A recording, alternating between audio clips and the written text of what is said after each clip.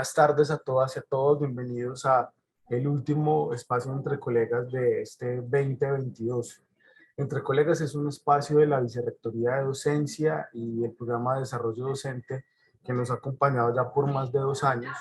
Nació con la pandemia y se ha quedado con nosotros como un espacio apropiado por las profesoras y profesores de la universidad para hablar de asuntos que nos interesan, que tienen que ver con la vida universitaria, las preocupaciones de las y los profesores, la práctica, experiencias que nos interesan destacar, en fin. Eso es Entre Colegas, eso ha sido durante estos ya casi 3 años. Y pues bueno, en la tarde de hoy quisimos invitar a alguien que está directamente implicado en los procesos de permanencia universitaria. El profesor Steve ya nos va a contar cuál es la relación que tiene con la universidad, qué es lo que hace allí en permanencia, pero nos parece una buena manera de cerrar este año hablando de un proceso tan importante para la vicerrectoría y para la universidad. Un proceso que tiene tantos desafíos para la comunidad universitaria y del que tal vez no hemos reflexionado lo suficiente sobre el papel que las y los docentes tenemos en esos procesos de permanencia. Ese es el objetivo, pues, como de la conversación que tendremos esta tarde. La metodología con la que llevaremos a cabo esta conversación, pues, durante más o menos 40 minutos, conversaremos con el profesor Steve sobre unas preguntas que hemos acordado con anterioridad y dedicaremos unos 20 minutos, tal vez un poco más, del espacio para que las personas que nos acompañan en esta tarde puedan también hacer sus preguntas e interactuar con nosotros. Debo hacer la precisión de que en este caso hemos optado por acoger el formato de reunión, no de conferencia en Zoom, para tener mayor autonomía en términos de la interacción. Eso implica pues ser muy juiciosas y juiciosos en pedir la palabra, levantar la mano y sobre todo en el manejo de los micrófonos para no generar pues como interrupciones incómodas en la grabación. Yo quiero agradecer pues, de una manera muy especial a los intérpretes que nos acompañarán esta tarde. Y pues bueno, voy a darle la palabra al profesor Steve, también agradeciéndole mucho por su tiempo, por su generosidad, por lo que viene a compartirnos hoy. Y profe Steve, pues le propongo que comencemos contándonos un poco acerca de usted, qué hace aquí en la universidad como profe, qué hace allí en permanencia. Y creo que esa es una buena manera de empezar a romper el hielo en esta conversación. Bienvenido. Muchísimas gracias, maestro Leandro. Buenas tardes para todos, para todas, para todos quienes nos acompañan. Tal como lo indica el maestro Leandro, mi nombre es Steve Steele Castillo. Soy raizal de San Andrés, Providencia y Santa Catalina.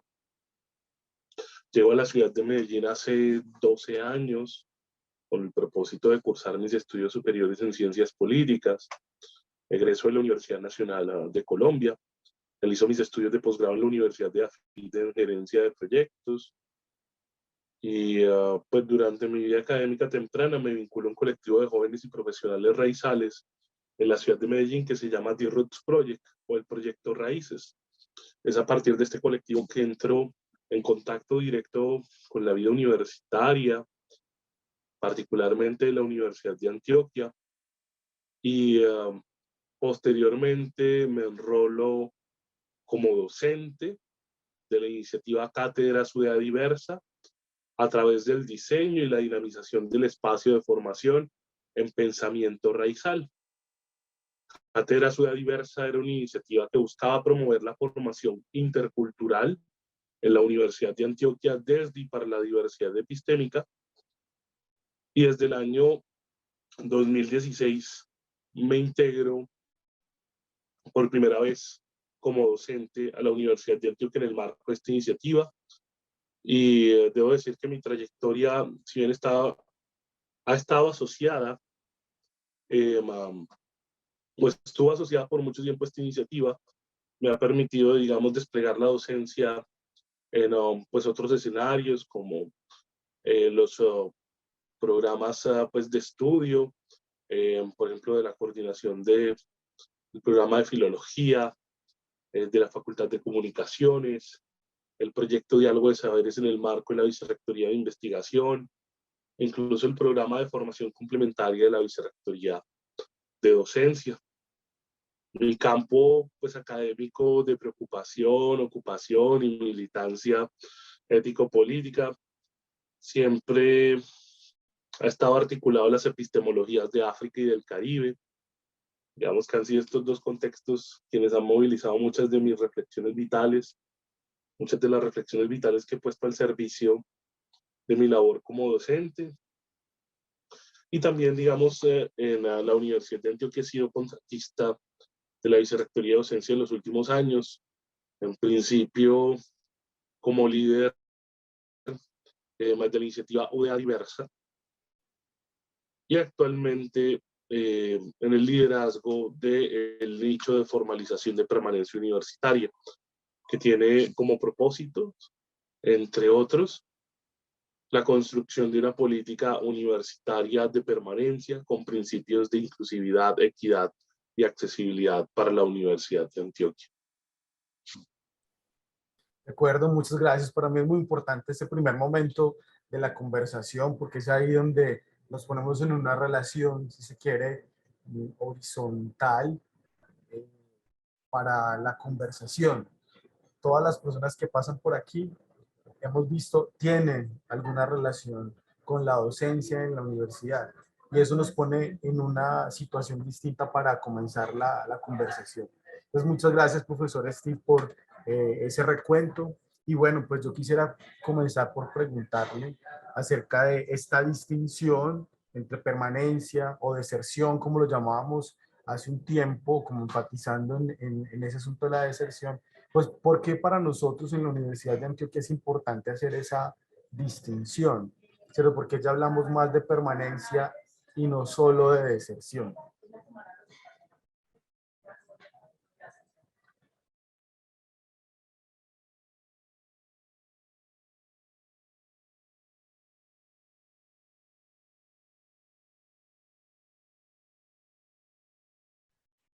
Profe Steve, tenés el micrófono apagado. Sí, señor. Muchísimas gracias por el apunte, profesor. Esa pregunta es supremamente clave y agradezco mucho que me la hagas, profe, porque si bien existe una distinción obvia entre ambas categorías, aquí pues el acento va a estar en su correlación, porque toda visión que tengamos en torno a la permanencia está situada en una perspectiva de lo que se entiende por deserción. Y pues en ese sentido la permanencia se perfila como un término del abordaje de este fenómeno en particular.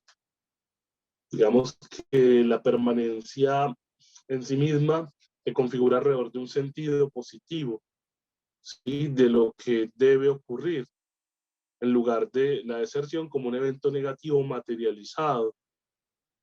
Pudiera, digamos, en términos de valores, pues categorizarse de esa manera. No obstante, digamos que la permanencia en la educación superior ha sido una categoría disputada por múltiples corrientes de investigación. Entonces, tenemos las que a partir de los años 70 buscan generar modelos para explicar la deserción estudiantil y las causas que se encuentran en la base del abandono durante los primeros años de estudio en las universidades de Estados Unidos. Esta línea de trabajo pues, se representa por un paradigma donde predominan posicionamientos epistemológicos positivistas, donde se usan metodologías cuantitativas, con el objetivo de identificar cuáles son esas características individuales para predecir la permanencia y el éxito académico de los estudiantes. De alguna manera poner el punto de vista o el tiro de cámara en la deserción eh, pone la permanencia a recaer en términos individuales sobre los estudiantes, ¿sí? Mientras que poner el tiro de cámara en la permanencia hace que de alguna manera la mirada se amplíe y logre atisbar todos los factores que, quieras o no, o de manera directa o indirecta, determinan la deserción como fenómeno. Y en ese sentido, otra corriente, mucho más del orden de la fenomenología, de la etnometodología, entre muchas otras corrientes, abordan la situación de los estudiantes en el contexto de la universidad de masas. Digamos que este enfoque, esta perspectiva y estas perspectivas vienen desde los años 80, promoviéndose desde la sociología francesa, con enfoques teórico-metodológicos un poco diferentes. Por ejemplo, no se habla de permanencia, se usan otras categorías como afiliación, condición o experiencia estudiantil. ¿Sí? No se habla de deserción, perdón, se usan estas otras categorías alternativas. Y las investigaciones muestran desde la perspectiva de los propios estudiantes los cambios que experimentan en el inicio de la socialización universitaria. Entonces, fíjense que aquí tenemos una distinción fundamental entre estos enfoques que va a marcar, digamos, la orientación de estos paradigmas en términos de la permanencia, en la medida en que uno pone el énfasis en esas características individuales que te hacen propenso a la deserción, mientras que el otro pone, digamos, su mira en la socialización universitaria, en ese proceso de socialización universitaria, como un factor que estimula la deserción.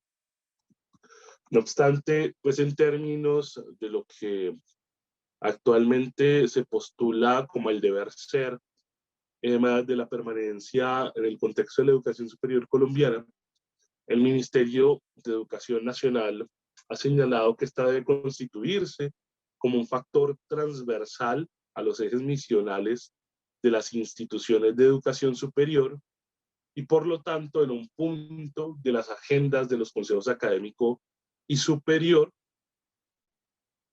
abordado en el marco de una política institucional que lo incorpore como un proceso sujeto de planeación periódica y con un presupuesto asignado. Es por eso que actualmente desde Permanencia Universitaria venimos trabajando en este propósito, porque si bien existen desarrollos contextuales en la Universidad de Antioquia, existe una preocupación que ha sido abordada institucionalmente de manera reiterada, tanto en los ciclos políticos estratégicos últimos de la universidad, todavía es necesario seguir trabajando en estos empeños de cara al logro de un abordaje integral y corresponsable de la permanencia universitaria. En ese sentido hay unos aprendizajes bastante destacados que nos permiten también mostrar cómo estos paradigmas han sido incorporados a una perspectiva propia o han sido asimilados en nuestro contexto. Uno es que, por ejemplo, nosotros hablamos de abandono epistémico y en ese sentido hemos problematizado todas las concepciones binarias del abandono o de la deserción que lo explican con la presencia o no del estudiante en el aula de clase. ¿Qué pasa cuando el estudiante o la estudiante están presentes y a la vez no lo están? ¿Sí? ¿Qué pasa cuando el estudiante está en la universidad pero no puede ser en la universidad? ¿Sí? ¿Acaso esa condición o esa situación lo hace posible su permanencia en la universidad? Entonces ha sido un cuestionamiento muy profundo que la universidad que tenemos nos ha hecho de cara a estos marcos convencionales de abordaje de la permanencia en la educación, pues también convencional. Y esta ha sido una pregunta encarnada en los colectivos y colectivas de la diversidad que han ingresado a la universidad, pero digamos su situación en términos sustanciales no ha cambiado, siguen siendo situados de manera localizada, extraña y desigual. tal como lo pauta pues el sistema de relaciones en el que estábamos y todas las matrices de saber, poder, ser, ¿cierto? Que predominan en él. Y pues en ese sentido han sido otros abordajes de la permanencia los que se han propuesto a partir de la superación de esas concepciones binarias del abandono y la deserción. Otro aprendizaje ha sido el de hablar de permanencia universitaria. Anteriormente se hablaba únicamente de permanencia estudiantil y ha sido ese descentramiento del estudiante como grupo único de la permanencia lo que nos ha permitido extender esa pregunta hacia el profesorado, hacia el personal administrativo de la universidad, hacia, digamos, toda una serie de grupos que participan de la educación como hecho social y cuya permanencia es clave en esa sociabilidad educativa que se produce alrededor de la docencia como labor incluso. Entonces, tenemos que estos aprendizajes a lo que nos han conducido finalmente, y yo creo que esta es una de las lecciones importantes dentro de este proceso que hemos vivido como Universidad de Antioquia, ha sido el de hablar de permanencia universitaria en un sentido integral y corresponsable. El ministerio dice un factor transversal a la misión, a la misionalidad de las universidades. ¿Sí? Y esa podría ser una manera de decirlo. Pues en lugar de mirarlo como un asunto tercerizado en una unidad específica. O sea, lo que quiere decir esto es que todos y todas en la universidad y todes hacemos permanencia. ¿Sí? La permanencia es parte de nuestra cultura institucional, es parte de la cultura sistémica también que opera en la universidad, es parte de muchas de las culturas que cohabitan la universidad, digamos, relativizan su proyecto educativo institucional, ¿sí?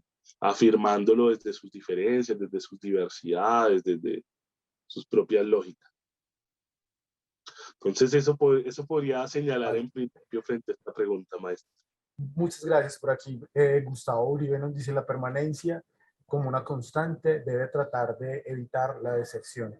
Y yo he destacado como algunos términos que me parece interesante vincularlos a la reflexión acerca de la permanencia, como socialización universitaria, la idea de abandono epistémico y la idea de permanencia universitaria más allá de la permanencia estudiantil, o no solo la permanencia estudiantil.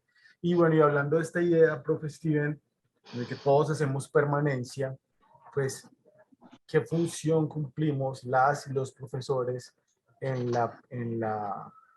los procesos, digamos, de permanencia?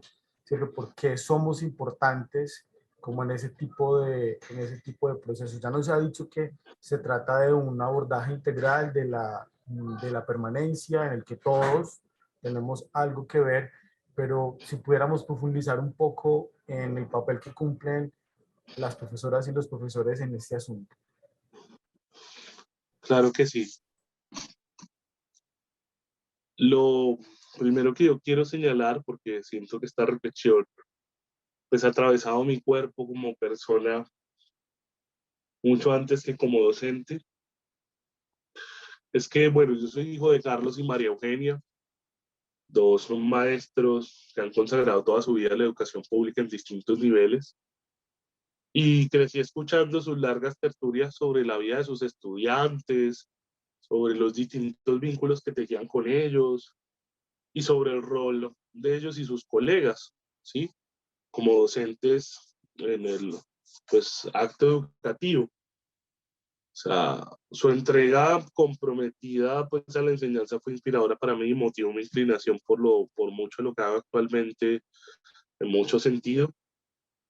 Y debo decir que en principio todas estas realidades que ellos traían pues, al hogar eran pues ajenas y distantes de la mía, o sea, tanto que yo llegué hasta celar a mis padres con su trabajo. Pues yo me cuestionaba si todos estos estudiantes también eran sus hijos y por qué no los traían a vivir a la casa. Pues si era que no tenían padres o en fin, o sea, esa era como la inquietud a la que yo me enfrentaba cada vez que los escuchaba hablar tantas cosas sobre sus estudiantes y sus vidas. Ya cuando viví mis primeros años como docente, yo no sabía cómo encarnar esa vocación, o sea, sin caer en paternalismos o sin abusar del lugar de poder que, bueno, se crea con las formas tradicionales de la docencia en la universidad, que por demás son bastante cuestionadas y criticadas, ¿cierto? El listado de asistencia rígido, el control vía la evaluación o vía la calificación. Digamos, de alguna manera terminaba separando el cuerpo de mis estudiantes de todo lo que hacía en torno al saber, ¿sí? Bajo esa lógica muy lancasteriana, disciplinante, ¿sí? Del docente y ese ejercicio vertical de la docencia frente a un estudiantado, frente a ese paradigma intergeneracional de transmisión del saber que por mucho tiempo también ha estado presente en la escena educativa. Y digamos que lo único que a mí me preocupaba era recibir una excusa o ver una solicitud de cancelación o ver una silla vacía sin excusa. O sea, esas eran como mis preocupaciones o parte de mis preocupaciones en el día a día.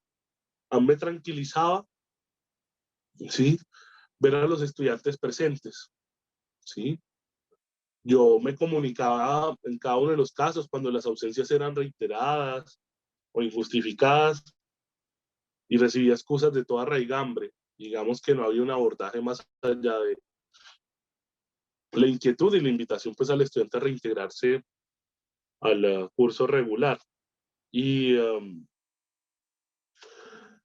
como les decía, la presencia del estudiante era un indicio para mí de que todo estaba bien, ¿sí? Pero realmente los estudiantes estaban en el aula conmigo. Esa era una pregunta que yo me hacía.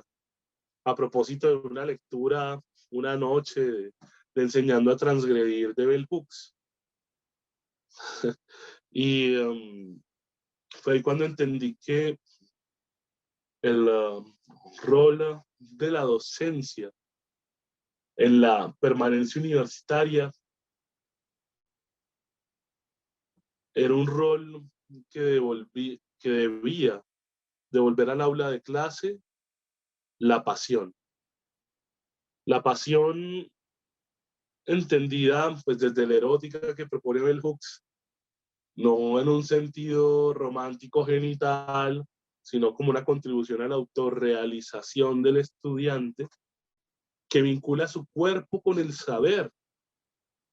Sí, que no lo separa, tal como si este fuera un espíritu descarnado o un receptáculo vacío de conocimiento, sino que por el contrario, sí, toda su realidad social está vinculada con él, incluso en el aula de clase. No es como si el estudiante entrara al aula y dejara sus problemas en la puerta, sino que todas estas cosas están ahí ocurriendo con él en ese momento. Y la pasión se convierte entonces en un vehículo para alimentar la imaginación crítica, que es finalmente lo que subjetiva esa problematización que el estudiante hace de su lugar en el mundo. Y le empieza a mostrar todas las posibilidades que tiene de transformarlo. Lo que estoy relatando finalmente ha sido mi contacto con la educación popular, con las pedagogías críticas, como fundamento de mi accionar como docente, y que me ha revelado esta clave indispensable para la docencia, pues leída en los marcos de la permanencia que nos proponemos, porque pues siento que si la docencia no es empática, si la docencia no está situada, si la docencia no está contextualizada, ¿sí? Es muy fácil que transija con la vastísima destrucción de conocimientos que se ha dado en la universidad, ¿sí? Como un proyecto cultural de Occidente en principio, ¿sí? Como una institución que aparece como un préstamo cultural de Occidente en nuestro contexto, ¿cierto? En un principio. Y en ese sentido no va a permitir que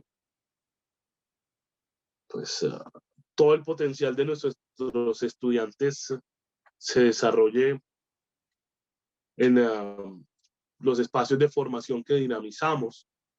Luego creo que una docencia pensada para la permanencia debe problematizar, cuestionar, criticar, transformar ese lugar de poder que las formas tradicionales de enseñar han legado de generación en generación en la universidad, porque claramente son esas formas las que transingen con el abandono, con la deserción, no solamente en términos binarios, no solamente con el hecho de que el estudiante esté presente o no en el aula de clase, sino con esa desapropiación, con esa destrucción de los entramados cognitivos, simbólicos, afectivos, ¿sí?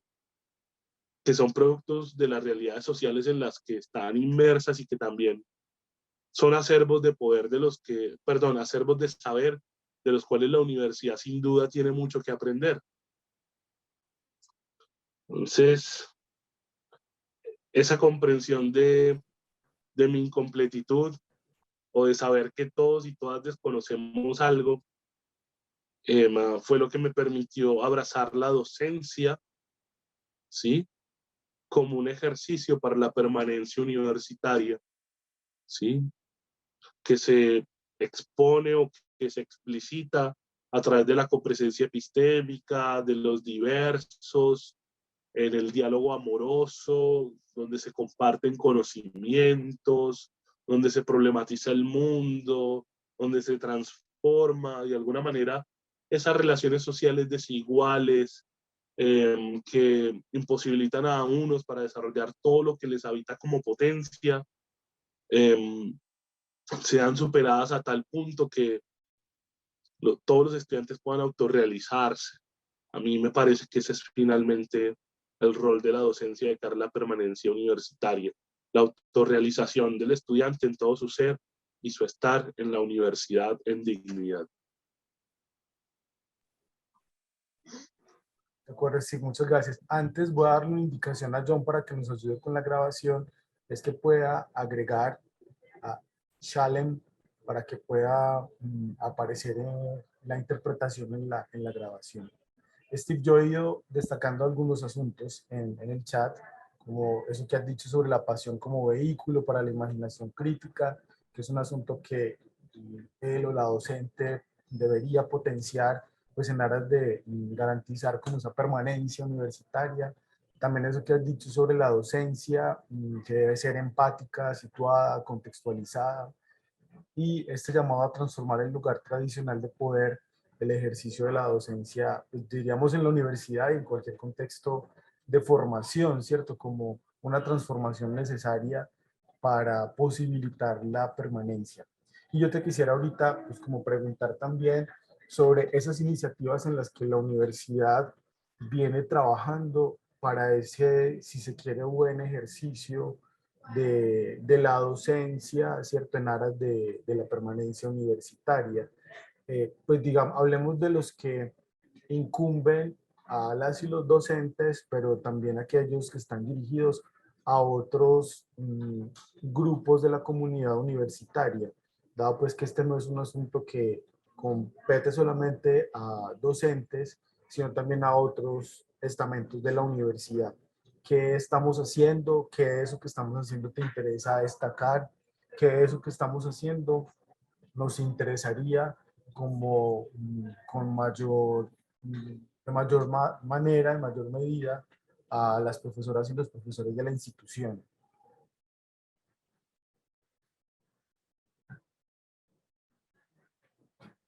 Claro que sí, maestro. En primer lugar, pues quisiera decir que permanencia es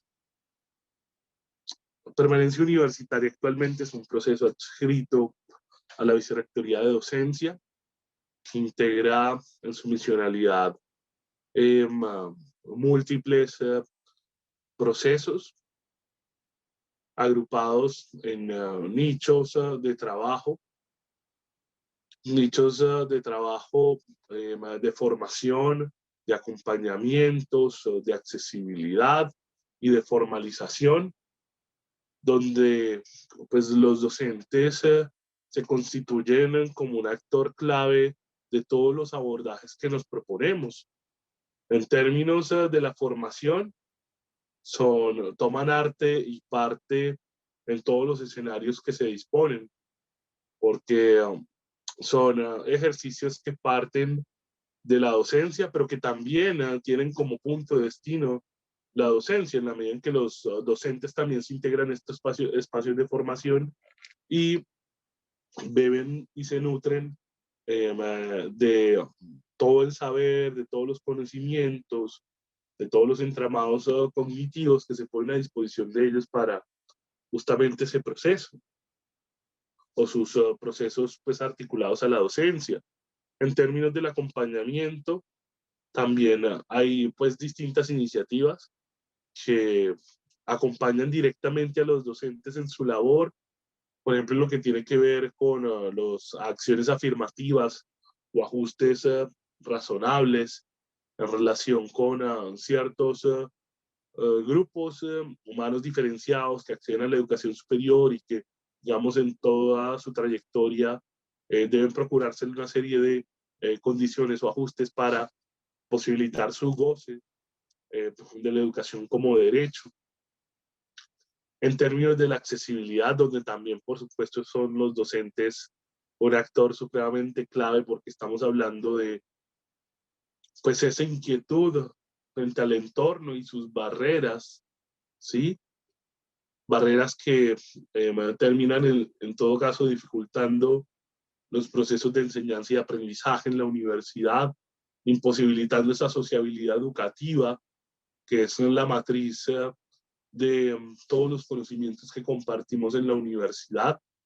Y en ese sentido, también la permanencia pues universitaria busca pues articularse a la docencia y finalmente la formalización, porque vale decir que si bien estos esfuerzos existen en la realidad inmediata de la universidad, no existen en términos formales en la normativa universitaria. Esto hace que de alguna manera estén dispersos, registren bajos niveles de articulación, tengamos, pues, si se quiere, un abordaje que se perfila como integral, pero con esfuerzos duplicados.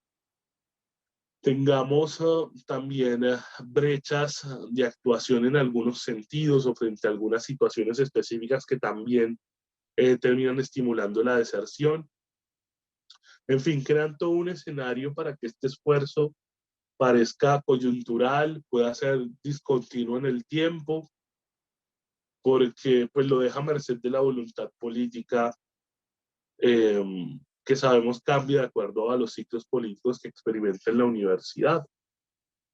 Y pues en ese sentido es necesario desarrollar un proceso de formalización que a través de una política universitaria permite articular, ¿sí? Priorizar, organizar, reconocer eh, todos estos esfuerzos que en torno a la permanencia se desarrollan en la universidad.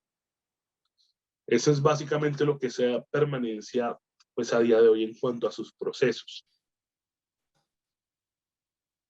En relación con la docencia. No obstante, nosotros y nosotras hemos reconocido que si bien somos la única unidad en la universidad que se llama permanencia universitaria, ¿sí?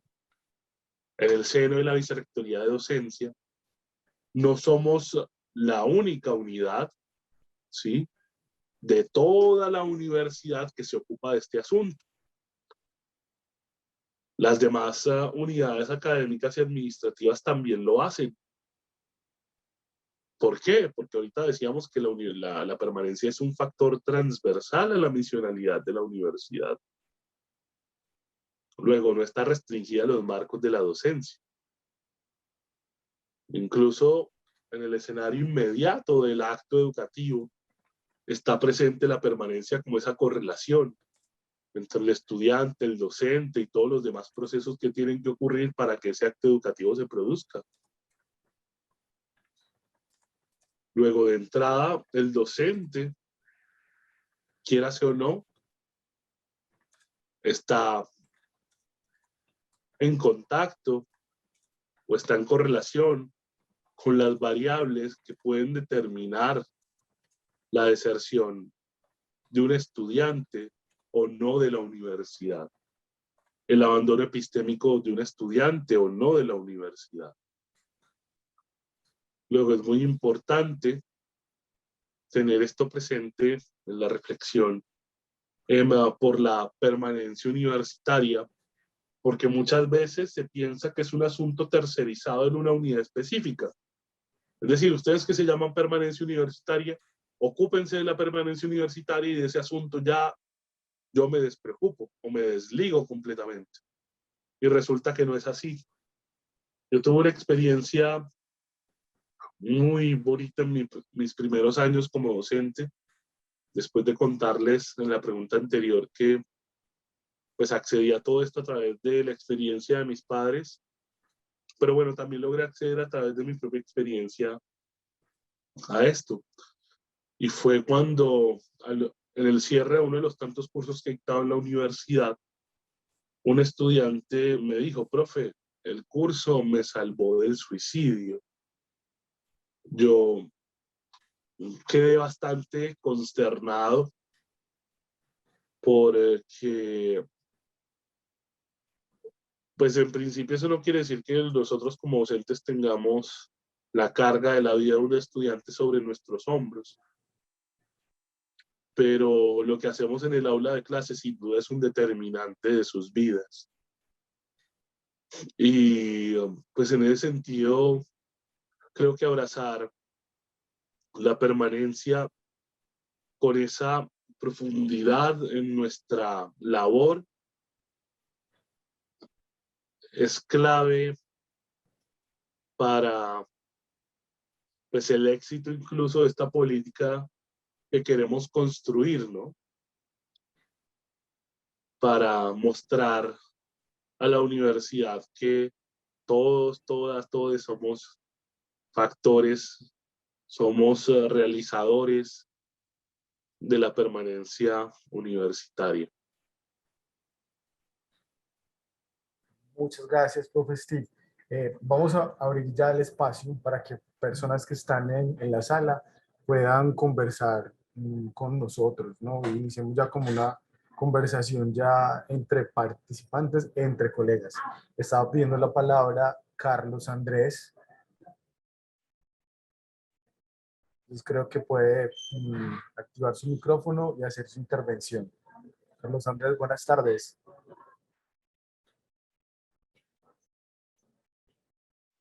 Hola, muy buenas tardes para todas las personas presentes. Me presento, este es mi nombre, Carlos Andrés, y mi seña es esta. Yo soy profe de cátedra de la Universidad de Antioquia en el curso de Historias de la Epistemología Sordas. Ahora, en este momento, hablando sobre la permanencia universitaria y el concepto de permanencia es bastante complejo y es un tema bastante interesante que ustedes están mencionando. Lo primero que mencionaban es la pasión, ese espíritu también que se pone y esa alma, y también el sentido crítico. Debemos entender la realidad del ingreso de los estudiantes, porque pensémoslo desde las personas oyentes, y no quiero hacer una comparación, no es entrar a comparar, pero sí entender que hay diferencias en los pensamientos de personas sordas y personas oyentes, y esto se debe a las realidades que viven en sus diferencias lingüísticas. Ahora bien, ingresan personas sordas a la universidad. Sabemos que la Universidad de Antioquia está haciendo los ajustes razonables requeridos desde el examen de admisión que está traducido a la lengua de señas, los procesos de ingreso, las estrategias también metodológicas que están realizando los docentes y demás. Sin embargo, hay una inquietud también que me hace pensar en esos ajustes que se dan a partir de, primero, la lengua, segundo, el entender que ver la realidad o el mundo sordo es diferente al mundo oyente. Porque empecemos con algo tan sencillo como la información, la bibliografía, los referentes que están desde los textos escritos. Y las 24 horas también estamos siendo informados y bombardeados por todo lo que tiene que ver con estas lenguas orales. Pero cuando se ingresa a una comunidad sorda, una comunidad minoritaria, a este espacio hablante, pues es totalmente diferente. Entonces, en cuanto al alma, a lo crítico, y se me olvidó la otra palabra que había mencionado, es mirar cómo se realizan esos ajustes frente a estos tres conceptos que había mencionado. El concepto de permanencia a veces es entender también ese ajuste que se hace desde la lengua, desde también ese reconocimiento en la vida universitaria, desde la socialización, porque no solamente van desde los ajustes, y yo entiendo que ustedes mencionan y dicen, claro, es una responsabilidad también, o de pronto allí en cuanto a los docentes, y mirar de pronto qué estrategias se pueden usar, y no decir es que no se trata de ese docente que tal vez está por encima del otro, sino mirar al otro como una persona que está igual a mí, pero que de pronto una persona sorda se enfrenta con dobles barreras, de pronto por procesos de discriminación al exigir de pronto que el conocimiento sea dado o solamente producido a partir de esas lenguas orales. Y entonces se deja de lado ese conocimiento, esa epistemología de las personas sordas desde su conocimiento, desde su lengua, desde la producción, desde la lengua de señas, y lo que se puede pensar es decir, no, no, no, eso va aparte, eso no es académico, esas producciones no son académicos, entonces tenemos que pensarnos, claro, sí pueden ser académicos, pero ¿cómo buscamos integrar esas dos lenguas para poder permanecer? Y entendemos que es el discurso que a veces se maneja, y siento que ahí mencionan cuando hablan de ese espíritu, de esa alma, que son almas y espíritus diferentes desde esa percepción, que para unos es la percepción auditiva y para otros es la percepción visual, y entender el mundo sordo y entender el mundo oyente, y a veces es decir, cómo lograr entender lo académico, cómo entender que lo académico también está desde la lengua, no desde un enfoque bilingüe, bicultural, sino realmente entender que estamos en una igualdad, en un mismo estatus de la lengua, en un mismo nivel de producción académica, y a veces, claro, hay procesos en los cuales nos exige desde la norma, desde las políticas públicas y demás, que se realicen procesos de inclusión, y es prácticamente una responsabilidad de la universidad. Pero ¿cómo hacerlo que sea una responsabilidad de todos? Que se hable de acceso, que se hable también de un reconocimiento de la diversidad en un habitar y en un espacio.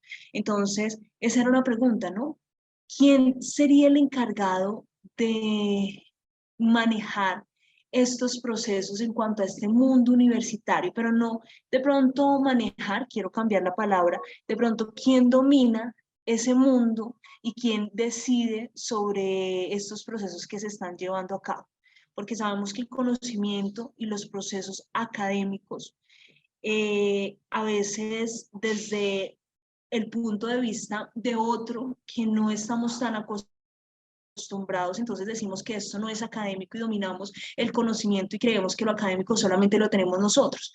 Entonces, claro, muchas personas dicen, tengo que ajustarme a la sociedad, tengo que ajustarme también al sistema, y entonces lo hago. Pero siempre hay allí como un dominante, y es algo que también pues estoy aquí reflexionando y lo he venido pensando también desde hace muchísimo tiempo. Incluso en el Ágora ocurría con los griegos en ese debate y en esa palabra, y cómo se habla de la polis, ¿no? Y cómo surge ese concepto. Y entonces es allí cuando nosotros pensamos también desde lo crítico, desde el espíritu, desde el alma, desde la pasión, y cómo se van creando todos estos procesos que permiten también un convergir diferente de culturas y demás. Entonces, ¿cómo hacerlo también en la universidad? Y hablando de la palabra permanencia, ¿no? ¿Cómo se busca ese ajuste realmente desde el ingreso, desde el habitar en la universidad, reconociendo las lenguas, reconociendo esas situaciones que hay? Porque también sabemos que hay muchísimos grupos étnicos. Por ejemplo, estamos hablando de los negros, afros, indígenas y demás. Entonces, cada uno de ellos tiene un patrimonio, tiene también unos procesos, una cosmovisión, pero cómo nosotros ofrecemos esa permanencia desde ese reconocimiento a esta diversidad y a sus experiencias previas. Porque a veces decimos, claro, de pronto desde las lenguas orales, y el hispanohablante tiene mayor dominio sobre los otros. Llegan otras lenguas minoritarias que no tienen tanto dominio, pero son lenguas orales, y luego llega la comunidad sorda, que no es una lengua oral, sino es una lengua de señas, parte de una minoría. Y entonces, ¿cómo llega allí de pronto a poder habitar la universidad cuando el pensamiento, empezando por el pensamiento, por la percepción del mundo, es totalmente diferente desde el ser sordo? Y cómo tejemos también que logremos un resultado que sea positivo para todos. Esa es una reflexión que estoy aquí haciendo, también desde, obviamente, desde sus posturas políticas y lingüísticas, y entender que somos humanos. Entender que somos humanos, qué es la humanidad, ¿no? Y cómo lo llevamos no solamente desde esa interpretación, un poco desde la política y demás, sino también desde esas experiencias y desde esa fenomenología que viven, desde el pensamiento, desde lo humano y demás, y cómo converger entre esos dos conceptos. Entonces, es reflexionar también y mirar cuál es la esencia de la comunicación, cuál es el objetivo de la comunicación, porque así como de pronto se recibe la información desde lo auditivo y desde lo visual, pues también se puede llevar a esa producción. Y por ejemplo, cuando existen estos textos de pronto escritos, también existen estos textos señados, que a veces entender el concepto de comunicar es muy complejo, y que a veces entender ese concepto de comunicar pues puede afectar el proceso o puede afectar los procesos de permanecer. Entonces sí es algo bastante complejo, pero tenemos que mirar también cómo desde lo político afecta todo el sistema, afectan las decisiones y los procesos que se están llevando a cabo aquí.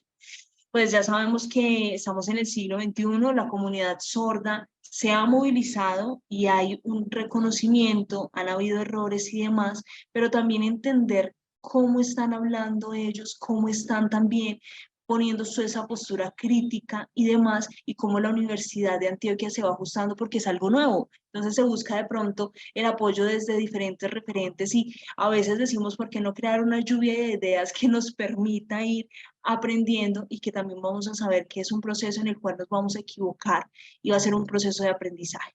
Porque a veces somos una persona sorda entre tantas personas oyentes, pero es importante tener en cuenta a las personas sordas en esos espacios de decisión y demás, porque es importante tenerlo, y desde lo teórico, desde lo epistemológico, desde ese conocimiento tan valioso que hay, desde esos saberes y esas experiencias.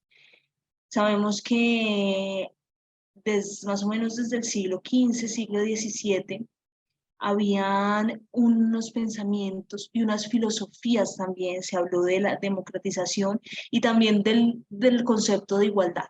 Ahora nosotros también retomamos algunos conceptos de igualdad, de democratización, que están en la teoría, pero cómo los llevamos nosotros a esa práctica. Y que fue discusión en esa época, y que fue también la época más o menos de la Ilustración, pero entonces, ¿cómo hablamos ahora desde ese enfoque de derecho? ¿Qué son los derechos y qué son los derechos para los seres humanos? Porque lo principal es el ser humano. Es pensarnos en el ser humano, es pensarnos en una universidad que ofrezca esas garantías y que las personas puedan realmente sentir que pueden estar en este espacio. Y bueno, es un tema que también habla un poco, pienso yo, de la filosofía de la moral, ¿cierto? De aquello que de pronto creemos que no puede ser desde esa mirada del opresor frente al otro, y que creemos que el otro es incapaz de hacer, o desde esa mirada que ustedes mismos mencionaban, autoritarista frente al docente, frente a los estudiantes. Y que a veces creemos que podemos juzgar al otro, pero sí es analizar eso. Yo me extendí un poco, pero quería contarles un poco No sobre te lo que preocupes, no pensaba, te y que el preocupes, concepto de profe. permanencia es bastante complejo. Muchas gracias. No, no se preocupe, profe. Muchas gracias por su participación. Steve, ¿qué evolución tenemos para hacer a toda esta Claro. interesante intervención del profesor Carlos Andrés? Muchas gracias al profesor Carlos por su intervención. Creo que es bastante lúcida y generosa en elementos para pues, incorporar esta reflexión. Afortunadamente, en permanencia universitaria tenemos también una trayectoria amplia de abrazar la inclusividad, la accesibilidad, la equidad en el goce del derecho a la educación como un principio de nuestra actuación.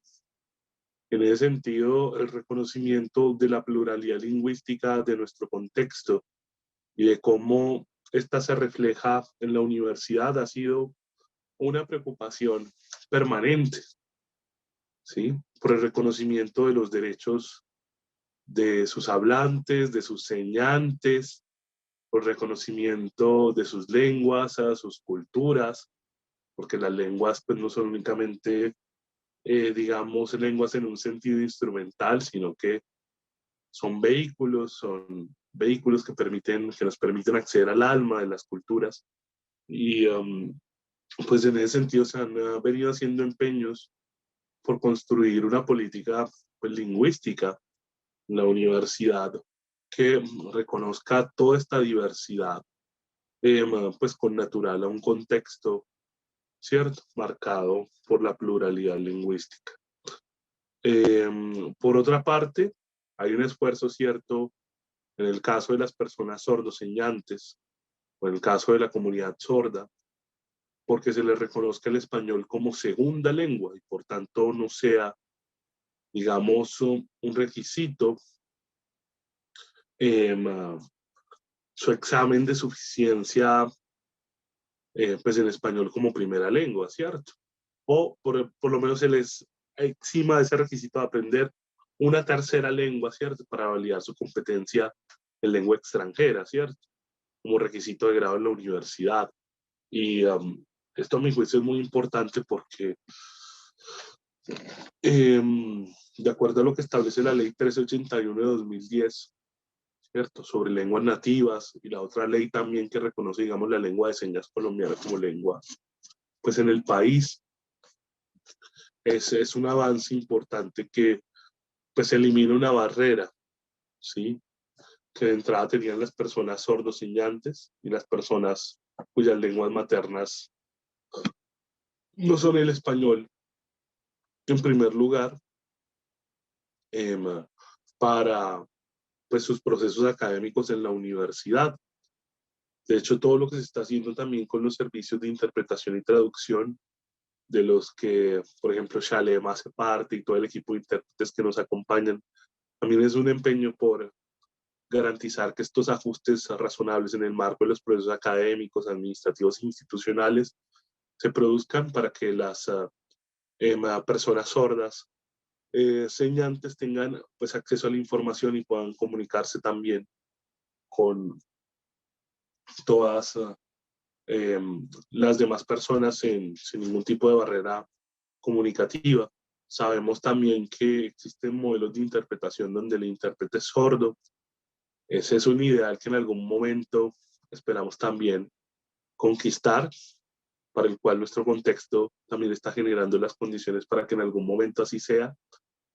Y debo decir que estamos dando pasos ciertos en esa dirección, aún con todas las dificultades, las contingencias que supone estar en una universidad pública que depende presupuestalmente del Estado, con todo lo que eso implica y cómo aún así en el marco de su autonomía ha logrado desplegar, yo diría, acciones notables que la sitúan como un referente pues, nacional de estos asuntos. Eso no quiere decir que vayamos a relajarnos y a sentarnos de brazos cruzados a ver con complacencia nuestros logros, sino que por el contrario dejan ver todo lo mucho que queda por hacer para que las comunidades sordas puedan acceder a la educación superior como un derecho fundamental y gozar de ella, ¿sí?, con todas las calidades.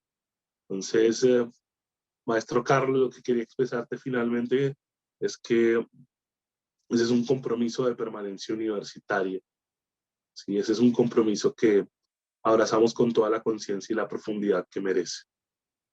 ¿Sí?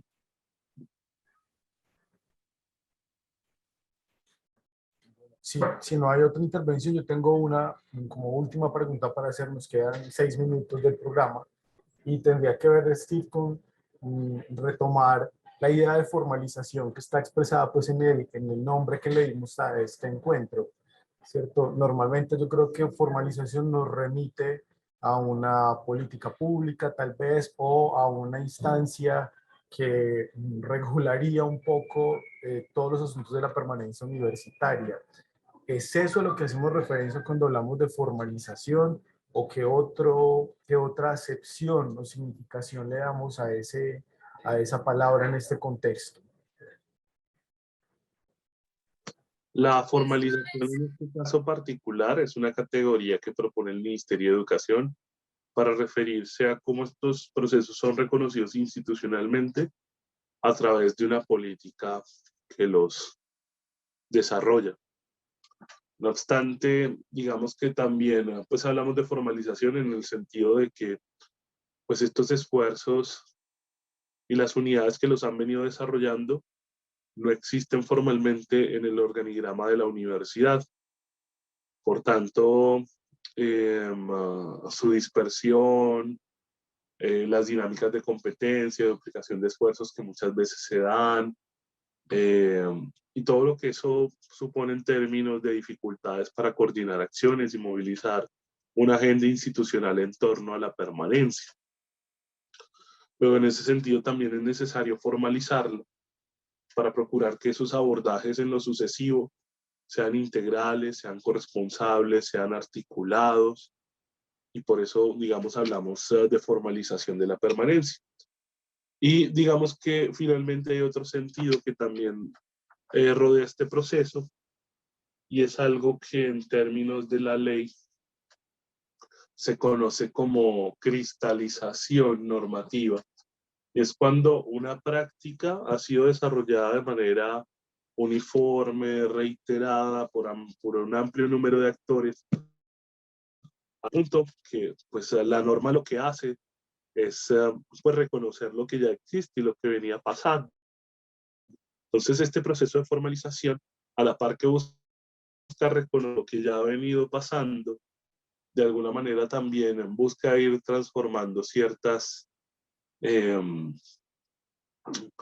pues ciertos aspectos de la cultura pues universitaria en torno a la permanencia, pues a través de una distribución adecuada de roles y responsabilidades que nos permita, ¿cierto?, conocer nuestros alcances misionales en términos de pues, nuestra actuación frente a la permanencia, delimitar muy bien nuestros ámbitos de ocupación, eh, para, bueno, evitar por un lado que se tercerice, digamos, ese es un asunto de ellos y no nos corresponde, y por otro lado, pues responder a la pregunta por el lugar de la permanencia en nuestros procesos, en nuestras actividades cotidianas. Entonces, ese es como los sentidos que abrazamos de formalización en este proceso, maestro. Muy bien, esa idea entonces para cerrar esta conversación que estoy seguro que se abrirá en muchos otros contextos.